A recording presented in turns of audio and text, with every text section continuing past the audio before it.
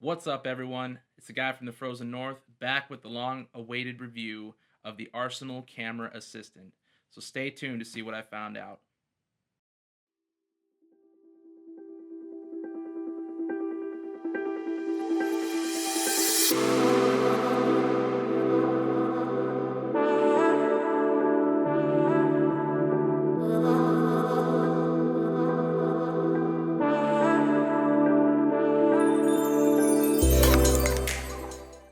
What is going on, everybody? Welcome back. So I know you guys have been waiting a long time for me to post this review, and I want to say that it's going to be worth it. In this review, I'm going to tell you everything I found out about what works, what doesn't work, and the flaws that I kind of ran into when it comes to this system. So the first thing I want to touch on is right after the unboxing of the Arsenal Camera Assistant, the first problem I ran into was the firmware update. I want to say right off the bat that Arsenal cameras, they have an excellent support team. So the problem I ran into right off the bat was doing the firmware update. The Arsenal Assistant locked up on me during the update. It wouldn't unlock itself, it wouldn't do anything, it would not connect to the camera. Right after that happened, I contacted their support team, and like I said, they did an excellent job to try and get my situation figured out. So they sent me some emails saying these are the steps we want you to try to see if you can get the unit to work. I did have to send the unit back. They sent me a 2-day air UPS prepaid label. It got back to them really fast. They were able to test it and send me back the unit with the firmware currently installed. What I did find out is some of the units pre-production, pre-release, they did have some thermal issues to where the unit did get really hot and kind of made the unit not act the way it was supposed to. So that's something to be aware of right off the bat. I'm hoping that Arsenal got that stuff figured out and these won't be issues later on down the road. But mine did end up having a firmware issue, but they were singing their praises, guys. They were quick to repair the unit and send it back to me. But getting right into it, guys, I want to say that I had a really good experience with the Arsenal. Some of the settings in there were fun to play with. They were really cool that I did not have to mess with my camera. I didn't have to be right there going through the settings. I could do it all from the application. The Arsenal Camera Assistant is definitely a powerful tool, and it's going to be very helpful for the brand new photographers out there. It's going to give you a good glimpse into the different things you can do with your camera without having to thumb through all the manuals and the settings, you know, that thick booklet that they give you. Right off the bat, once you open the application, it's user-friendly. The opening screen pops up, and you're basically right off the bat. You start off with the smart section of the application. Right there, it'll analyze the scene that it's looking at, see if there's any kind of movement, how bright is the scene, you know, what kind of focal plane are they dealing with. And then it'll analyze and say, okay, for this scene to take a good picture, well exposed, focused, and a decent aperture, these are the settings we recommend. Now, in order to do that, your camera has to be in automatic mode. That's what the camera trigger is meant for. It's meant for automatic modes. It's meant to take over the control of your camera. You can thumb through the application, change the settings right from your phone, and then it'll send the signal to the camera, adjust it, and then once you take the picture, it'll adjust the settings, take the picture, and you'll have a well-exposed, in focus, and hopefully a good depth of field for the view that you're trying to do. Now, as far as some of the creative aspects of the application, like I said, it's mostly designed to help you take a well-framed, focused, picture. It's not gonna get fancy on you. Now, you can go to the next section, which is the manual mode. You can adjust the settings manually, but again, you have to turn the dial or the button or whatever your camera does to get to that section. You have to turn it to the manual mode. From there, you can adjust the settings to whatever style of picture you want to do. If you're trying to do a dramatic photo, you're going to stop it down to make the light a little darker, but you can do that from the application. Now, for my camera, I could not see when I did the live view option of this, I could not see the adjustments done in real time. Now, that's because I believe that my camera's not capable of that. But I know there are cameras out there that are able to see adjustments in real time, such as mirrorless cameras. You can stop it down, it'll get darker, or whatever the case may be. You can see that stuff as it's happening. So I believe just because my camera can't do it, I don't believe that it affect mirrorless cameras. You'll be able to see those things in real time, which is very helpful. In order for me to update the image of what I was looking at, I had to turn off live view, which is that little eyeball in the top right hand corner. I would click that, it would shut the lens down. Click it again, it would turn it back on. I'm seeing a live preview with the updated settings that I just did. So the image would get darker or brighter, but every time I had to change a setting, I had to turn it off, turn it back on. So for me, in my camera, I don't think that's a programming issue or a problem with the Arsenal. I just think it's my camera. It can't do live adjustments. Right next to the live preview button, right at the top, right next to that eyeball, you're gonna see the focusing modes. They've got 3 different styles of focusing modes. They've got single point, which you pick a spot on the the live image. You can look at your phone. You could click anywhere on here, and it'll focus on that point. Really helpful. The second one was multi-point focus, which, just as it sounds, you pick multiple points on that image that you're looking at, and the camera will focus those different points. What that does with the multi-point, I think you get 4 different points that you can focus the camera. You'll pick the spots that you want to have focused. The camera will adjust. It will focus each one at a time, so it'll start with focus point A. It'll find its focus, then it'll jump over to focus B, find the focus point for focus B, and if it runs into a problem to where it can't focus on one of those points, it'll stop. It'll say, hey, I can't do this. You need to pick a different spot. I didn't really run into that problem. I feel like the Arsenal did a really good job of finding those focus points without any problems. It may take a minute or two for it to go through all 4 focus points. So if you're trying to do something quick, I really don't recommend this. This is more for like landscape, nature photography, stuff that doesn't require a time. So you'll pick those 4 points, the camera will find, and it'll light up green, all 4 of those focus points. Once it finds those focus points, the camera then says, okay, what aperture am I going to pick that's going to best put this picture into focus? What is it going to be to capture everything that he's trying to have in focus? Once it finds that, the camera's done. It'll say, your camera's now ready to take a picture. You'll click out of that focus point, go back to the smart section or the manual section, or whichever section you're really trying to mess with at the time. It's got those appropriate focus points, and the cameras will pick the appropriate aperture and ISO to take the picture you're trying to take a picture of. So the third option is whole scene focus. So what the camera does, you don't have to point or pick a spot on the image to focus. What the camera will do is you'll push that and it'll start kind of moving your camera through its focus points.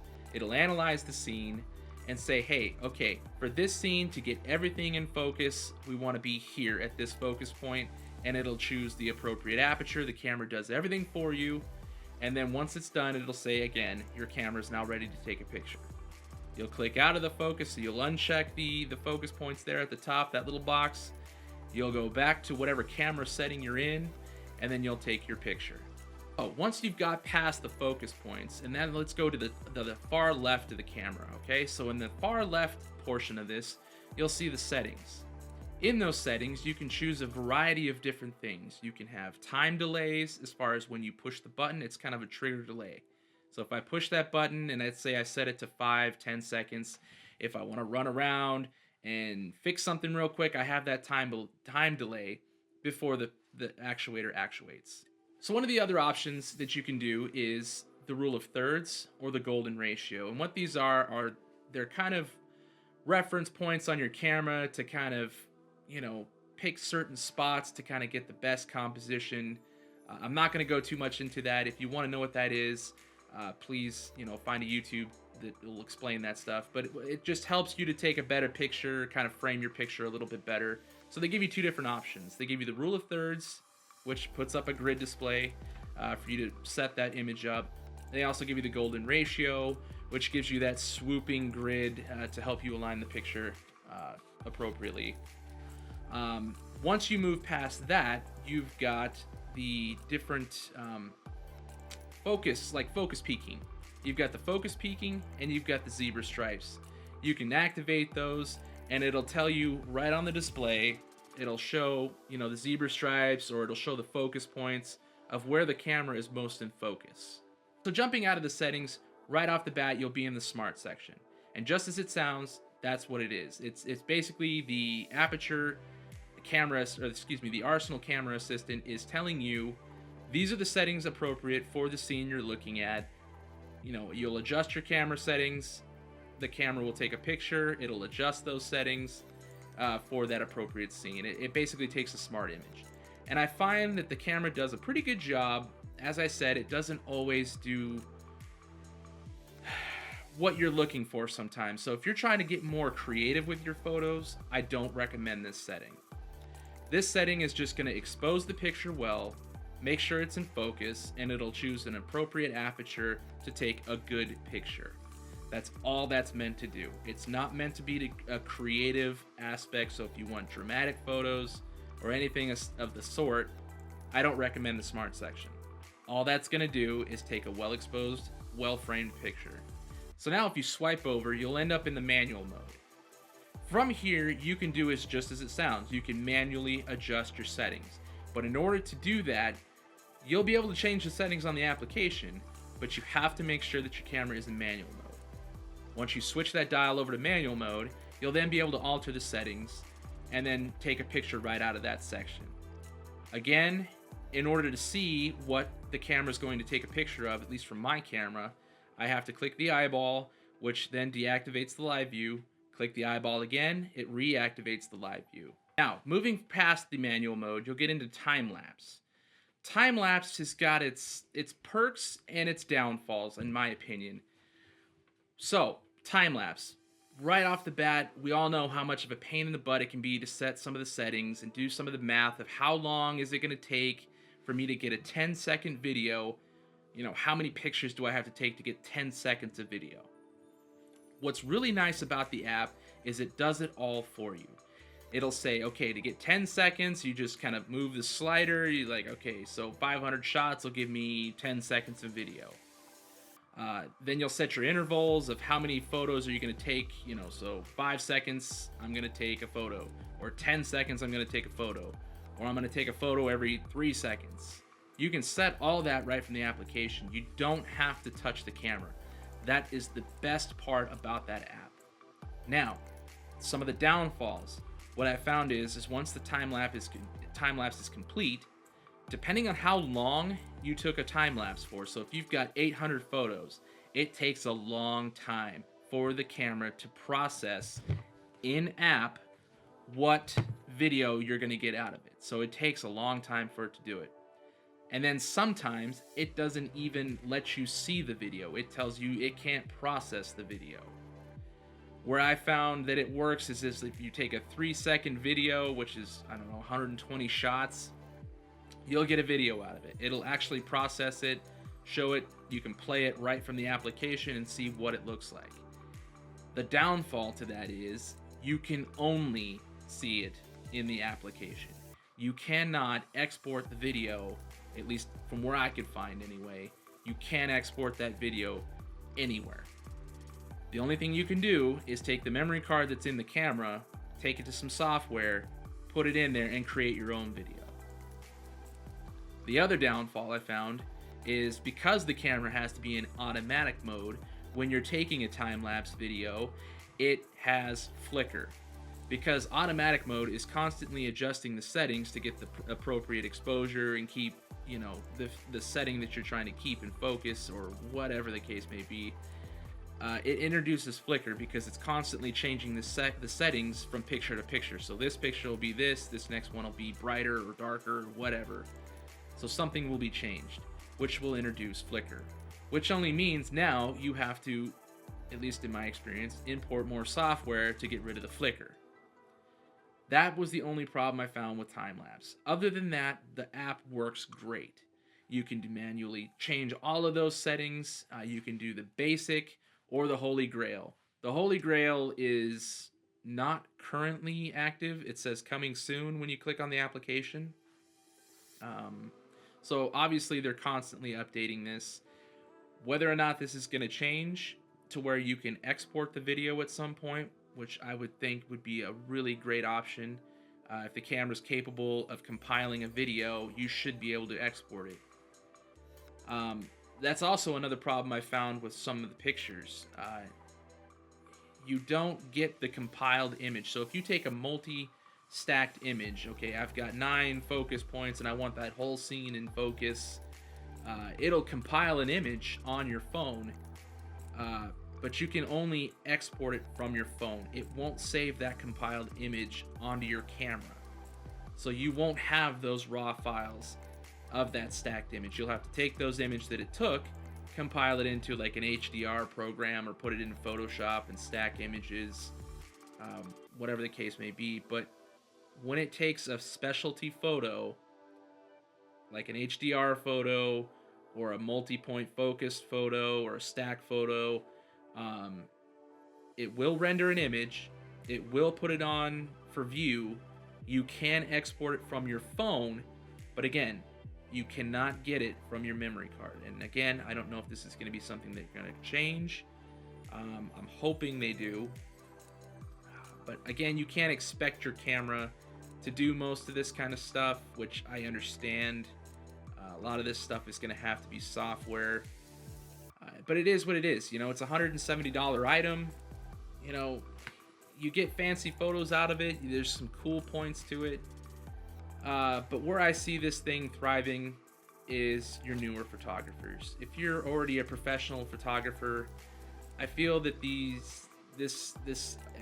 camera assistant is helpful for setting things up.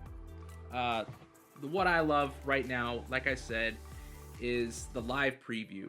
I can set up a video. I don't have to jump across the room to change a setting. I can change all of those settings right from my phone. I can focus my camera without having to constantly come back and forth to change focus every time I move a shot or I change something. You know, I can look right at my phone and change it right from here. There are helpful things about the Arsenal. Is it worth the $170? Yes, but it depends on what you want to do with it. For newer photographers, this is where it's going to thrive. It's going to show you the world of photography. It's going to show you what you can do with a camera. For the professionals, I find that it's going to be great to have a shutter release, cable release that's wireless. You don't need to be right there at the camera. You could be however far away and activate the shutter. You don't have to be near the camera. The live preview is awesome. You know, there's barely any lag time between what you're seeing and what you're seeing on your phone.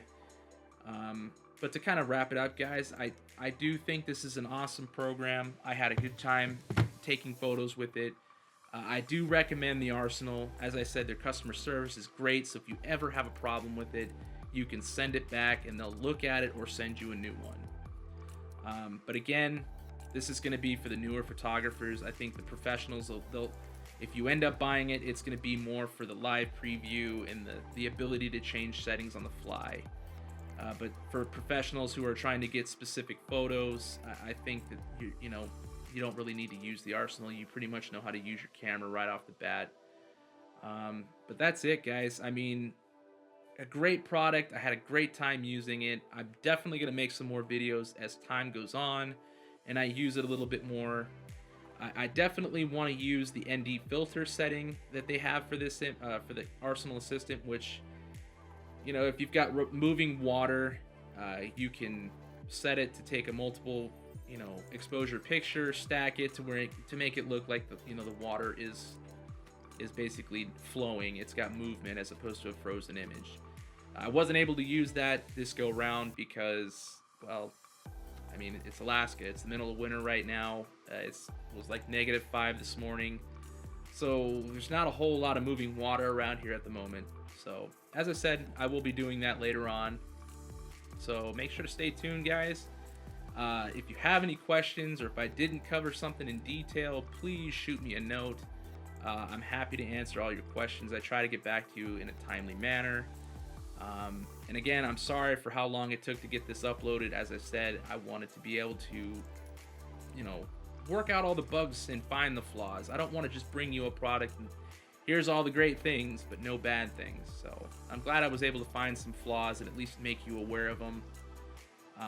So until the next time, guys, make sure you hit that subscribe button, because as I said in my previous video, the next review is going to be on the Pluto trigger.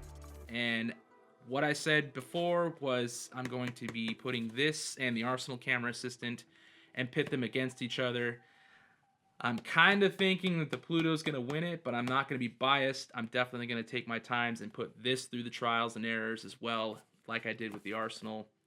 So this is coming, guys. So make sure you hit that subscribe button. Make sure you hit that bell notification. And again, if you have any questions, please send me a message and I'd be happy to answer them. So until then, guys, until the next time, take care.